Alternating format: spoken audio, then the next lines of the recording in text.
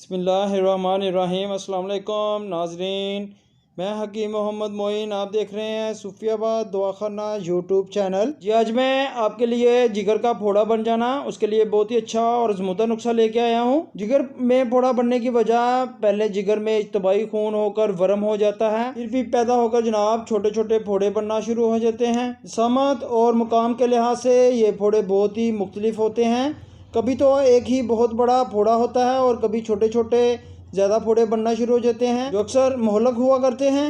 और जो मेरे प्यारे भाई पहली बार मेरी वीडियो देख रहे हैं या मेरे चैनल पर नए आए हैं तो उनसे गुजारिश है जनाब वो सूफियाबाद दवाखाना को लाइक करें, चैनल को सब्सक्राइब करें और बेल आइकन पर ज़रूर क्लिक करें ताकि हर नई आने वाली वीडियो अच्छे और अज़मुदा नुस्खा जात आप तक बआसानी पहुँच सकें।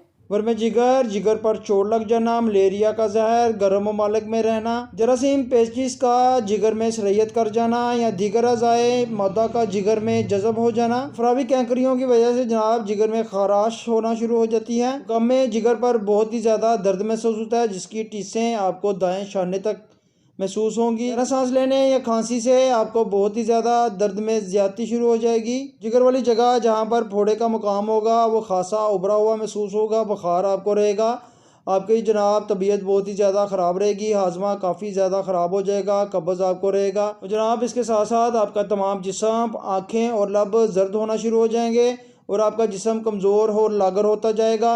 जब पहले फोड़ा बढ़ता है तो जनाब लर्जा के साथ आपको बुखार चढ़ना शुरू हो जाएगा, लेकिन इसमें पीप पड़ जाने के बाद लर्जे से बार बार बुखार आपको चढ़ना शुरू हो जाएगा, पसीना आएगा आपको, यानी कि ये जो तमाम अमराज हैं और आप जनाब इस वजह से बहुत ही ज़ईफ़ यानी कि बहुत ही ज़्यादा उम्र महसूस होंगे। अगर जनाब एक बहुत ही बड़ा फोड़ा जिगर में हो जो 6 माह तक रह सकता है तो वो अलामत पजीर होता है, लेकिन छोटे छोटे बहुत ही ज़्यादा फोड़े हों तो वो मौलिक होना शुरू हो जाते हैं। तो जी जिगर के फोड़ा के लिए बहुत ही अच्छा और अज़मुदा नुस्खा जनाब आप नोट फरमा लें।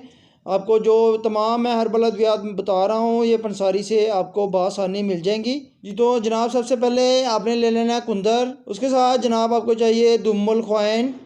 जी दुम्मुल ख्वाइन लेनी है आपने, और तुख्मे कासनी, जी तुख्मे कासनी ले लेनी है आपने, और उसके साथ आपको चाहिए तुख्मे करफस। जी तुख्मे करफस लेना है। तमाम चीज़ों का आपने अच्छी तरह से सफ़ू बना लेना है, बारीक पीस लें जनाब इनको अच्छी तरह से आप, और किसी भी शीशी में महफूज कर लें।